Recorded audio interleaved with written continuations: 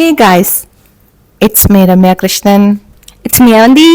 It's me Dachus. അപ്പം ഇന്ന് day 3 വ്ളോഗാണ്. അപ്പം ഇന്നത്തോടു കൂടി എൻ്റെ അവധി തീരുകയാണ്. പക്ഷെ ഇന്ന് ഇവർ രാവിലെ മുതലേ ഞാൻ വിളിക്കണം നമുക്ക് പുറത്ത് പോകാമെന്ന്. പക്ഷേ ദിച്ചുവിന് കുറച്ച് ഫിസിക്കലി വയ്യാത്തതുകൊണ്ട് ഞങ്ങൾ ഇന്നത്തെ പോക്ക് വേണ്ടാന്ന് വെച്ചു. പക്ഷേ അവധി പോയിട്ട് മുറക്കും ബാത്തും ഒക്കെ ചെയ്ത് മുടിയൊക്കെ ഒന്ന് സെറ്റ് ചെയ്ത് വന്നപ്പോഴത്തേന് ഭയങ്കര വിശപ്പ്. അപ്പം നമ്മൾ പുറത്ത് പോയി ഫുഡ് അടിക്കാമെന്ന് വിചാരിച്ചു. പിന്നെ മാത്രമല്ല ഇന്ന് സാലറി ഡേയും കൂടി അല്ലേ, അതിൻ്റെ ഒരു സന്തോഷം കൂടി ഉണ്ട് കേട്ടോ.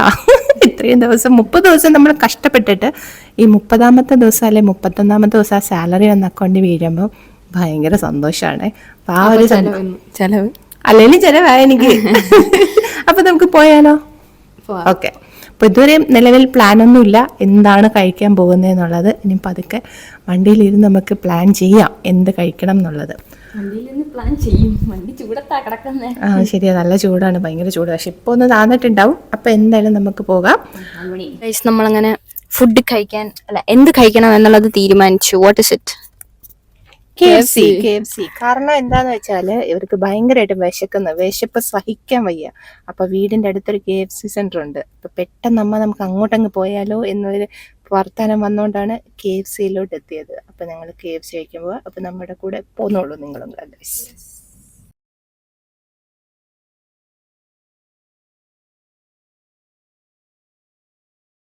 ചേച്ചി മുടിയൊക്കെ സെറ്റ് ചെയ്തിട്ട് വന്നതുകൊണ്ട് അനിയത്തി ഇങ്ങനെ ഫോട്ടോ എടുത്ത് മറിച്ചു കൊടുത്തോണ്ടിരിക്കുക. ഇവിടെ രണ്ടുപേരും റോഡിൻ്റെ സൈഡൊക്കെ വെച്ച് ഇരുന്ന് ഫോട്ടോ എടുപ്പ്. അതി വെച്ചു ഫോട്ടോഗ്രാഫർ ദിച്ചു, മോഡൽ അവന്തി. നമ്മുടെ അവന്തി ഇപ്പം ഇതൊക്കെ ഫുഡൊക്കെ ആയിട്ട് വരുന്നുണ്ട്.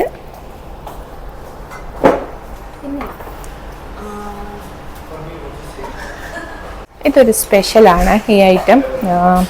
അതായത് നമ്മൾ ഫ്രഞ്ച് ഫ്രൈസിനകത്ത് ചീസൊക്കെ ഇട്ടിട്ട് എനിക്ക് ഭയങ്കര ഇഷ്ടമാണ്, എല്ലാവർക്കും ഭയങ്കര ഇഷ്ടമാണ്. പിന്നെ ഇത് KFC ബണ്ണൊക്കെ ഇതിനകത്ത് ഇങ്ങനെ വെച്ചു. പിന്നെ ഇത് എനിക്ക് പക്ഷേ അത് അത്ര ഇഷ്ടമല്ല, ക്രീമി ആയതുകൊണ്ട്. അവൻ്റെ കുടിക്കാനുള്ള ഡ്രിങ്ക്സ് മേടിക്കാനായിട്ട് പോയിരിക്കുക. KFC തിന്ന് ക്ഷീണിച്ച് തളർന്ന എൻ്റെ മകൾ, എൻ്റെ ദച്ചൂട്ടി വയ്യാന്നാ പറയുന്നത്. അതുകൊണ്ട് അടുത്ത ആളും അതേ അവസ്ഥയിൽ തന്നെയാണ് ഉള്ളത്.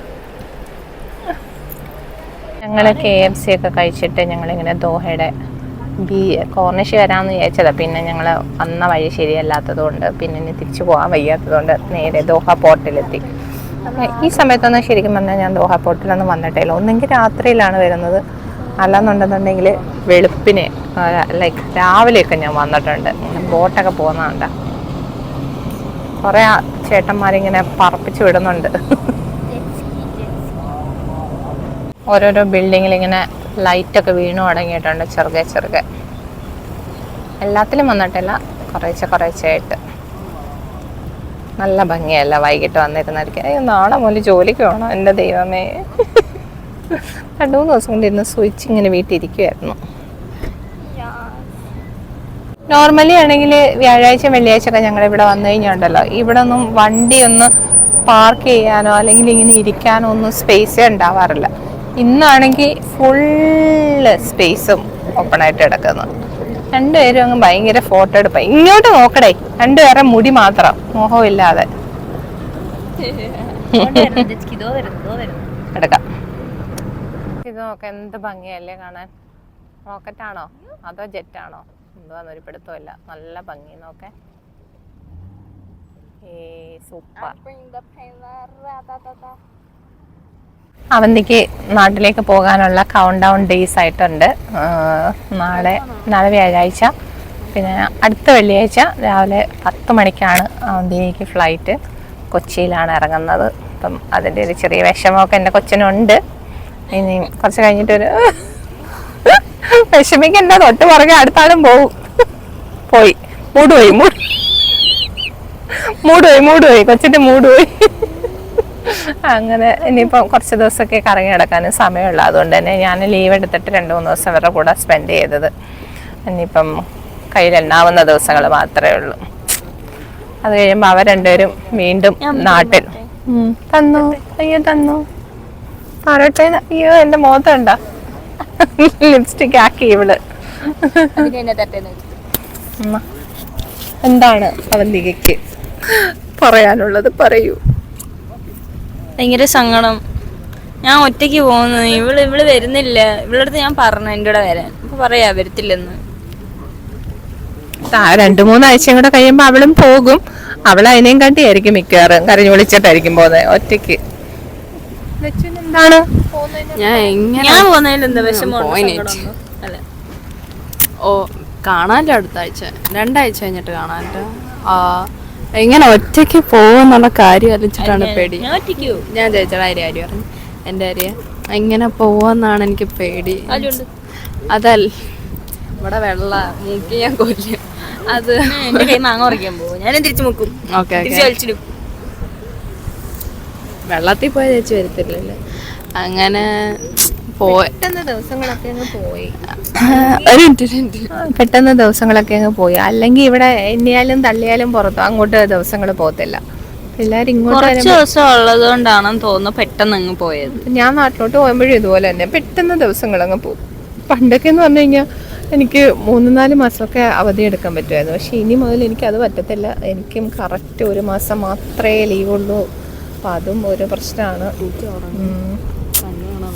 പറയണ്ട, ദിവസങ്ങളൊക്കെ ഇങ്ങനെ കൗണ്ട് ഡൗൺസ് ആയിട്ടുണ്ട്. ചന്ദ്രനെ നോക്ക് ഗൈസ്, ചന്ദ്രൻ മാമൻ അവിടെ വന്ന് നിൽപ്പുണ്ട്. ചെറിയ ചെറിയ നക്ഷത്രങ്ങൾ. അതിൻ്റെ കൂട്ടത്തിൽ ഞാൻ വേറൊരു ഭംഗിയും കൂടി കാണിച്ചു തരാമേ. കണ്ട എല്ലാ ബിൽഡിങ്സും ലൈറ്റ് വീണപ്പം എങ്ങനെയുണ്ട്? പൊളിയല്ലേ? സൂപ്പർ. എങ്ങനെയുണ്ട് ഗൈസ്, നിങ്ങൾ പറയും. നല്ല കാറ്റുണ്ട് ഇപ്പം, ചൂടൊന്നുമില്ല, നല്ല തണുത്ത കാറ്റുണ്ട്. സത്യം പറഞ്ഞു കഴിഞ്ഞാൽ എനിക്ക് ചില കാര്യങ്ങളൊക്കെ ആലോചിക്കുമ്പോൾ ഉണ്ടല്ലോ, എനിക്ക് തന്നെ അതിശയമാണ് ഇതൊക്കെ എൻ്റെ ലൈഫിൽ തന്നെയാണോ ഇത് സംഭവിച്ചിരിക്കുന്നത് എന്നുള്ളത്.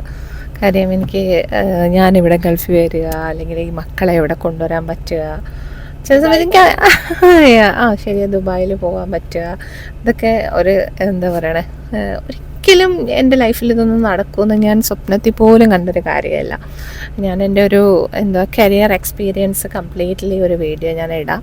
അതിനകത്ത് ഞാൻ പറയാം എങ്ങനെയൊക്കെയാണ് എൻ്റെ ലൈഫിലെ കരിയർ എക്സ്പീരിയൻസ് വന്നത്, ഞാൻ എങ്ങനെയാണ് ഇവിടെ എത്തിയെന്നൊക്കെ ഉള്ളത്. അപ്പം പിള്ളേർക്കായാലും അങ്ങനെ തന്നെയാണ്. അവർക്കും ഭയങ്കര ഒരു എന്താ പറയുന്നത് ഇങ്ങനെയൊക്കെ നടക്കും എന്നുള്ളത് ഒരിക്കലും അവരും സ്വപ്നത്തിൽ കണ്ടൊരു കാര്യമേ അല്ല. ഇവരെ രണ്ടുപേരെയും ഞാൻ നാട്ടിലാക്കിയിട്ട് ഇവിടെ വരുമ്പം ഇവൾക്കൊരു ചെറിയ ആൾക്കൊരു 6 വയസ്സും ഇവൾക്കൊരു 10 വയസ്സും 11 അത്രയും വയസ്സേ ഉള്ളൂ. അത്രയും വയസ്സേ ഉള്ളൂ. അപ്പം വളരെ ചെറുതിലേ വിട്ടിട്ട് വന്നതാണ്. അപ്പം എനിക്കിവരെ കൊണ്ടുവന്ന് കാണിക്കാൻ പറ്റുക എന്നൊക്കെ ഉള്ളത് എനിക്കൊരിക്കലും ചിന്തിക്കാൻ പറ്റാത്തൊരു കാര്യമാണ്. ഇതൊക്കെ എൻ്റെ ലൈഫിൽ തന്നെയാണ് ഇപ്പം നടക്കുന്നതെന്നുള്ളത്. അതെനിക്ക് എന്താ പറയാനുള്ളത്? ദച്ചിനും എന്താ പറയാനുള്ളത്? പറഞ്ഞോ. എനിക്ക് പറയാനുള്ളതെന്ന് വെച്ചാൽ അമ്മ പറഞ്ഞത് തന്നെ, ഇതൊക്കെ ഞങ്ങൾ തന്നെയാണോ എന്ന് ഡൗട്ടുണ്ട്. ഇങ്ങനെ ഖത്തറിൽ വരുന്നതോ അല്ലെങ്കിൽ ദുബായ് പോയതോ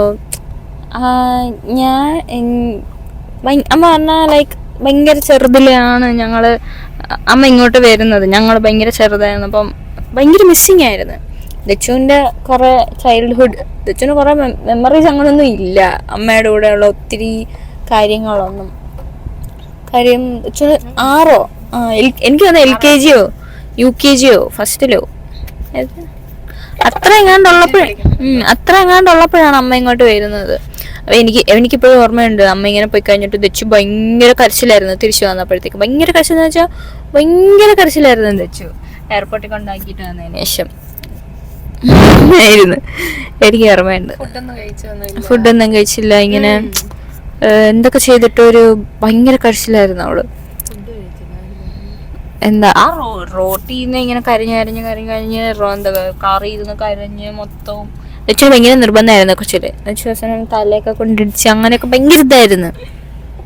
അപ്പൊ പിന്നെ അങ്ങനെയൊന്നുമില്ല. എന്നാലും വന്നിട്ട് പോകുമ്പോ ഭയങ്കര കരച്ചിലൊക്കെയാണ്, അത് വേറെ കാര്യം. അതിന് ദച്ചു പറ, എന്താ ദച്ചുവിന് പറയാനുള്ളതെന്ന് വെച്ചാല്? എനിക്ക് ചേച്ചി പറഞ്ഞ പോലെ മിക്ക ഭാഗങ്ങളും അങ്ങനെ ഓർമ്മയൊന്നും ഇല്ലായിരുന്നു. അമ്മയുടെ കൂടെ അങ്ങനെ മിക്ക കാര്യങ്ങളും എനിക്ക് ഉണ്ടായതുപോലെ എനിക്ക് അത്രയ്ക്ക് ഓർമ്മയില്ലായിരുന്നു ഈ ചെറിയ ഈ പ്രായമായതുകൊണ്ട്. ഇപ്പോൾ ഇങ്ങനെയൊക്കെ നിൽക്കുമ്പോൾ ഈ മെമ്മറീസൊക്കെ ഭയങ്കര എന്താണ് ഗ്രേറ്റ്ഫുൾ ആണ്. അല്ലേ അല്ലേ അല്ലേ? ഇവള് നോർമലി എൻ്റെ കൂടെ നിന്നിട്ട് പോകുമ്പം ഭയങ്കര കരച്ചിലും നിർബന്ധവും ഒക്കെയാണ്. കഴിഞ്ഞ പ്രാവശ്യമൊക്കെ ആണെങ്കിൽ ഞാൻ ഇങ്ങോട്ട് പോരാൻ നേരത്ത് ഇവള് പോകാൻ നേരത്ത് പോയിട്ട് തിരിച്ചു വരികയൊക്കെ ചെയ്ത് എന്നെ കാണാനായിട്ട്.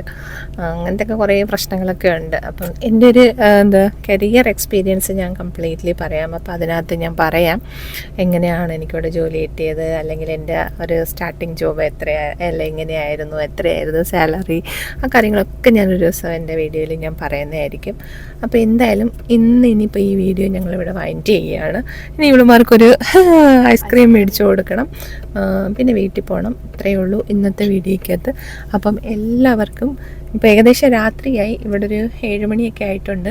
അപ്പം ഗുഡ് നൈറ്റ്. അപ്പം എല്ലാവർക്കും നാട്ടിൽ എന്തായാലും 9:30 അതെ. അപ്പം എല്ലാവർക്കും ഞങ്ങളുടെ ഭാഗം ബൈ.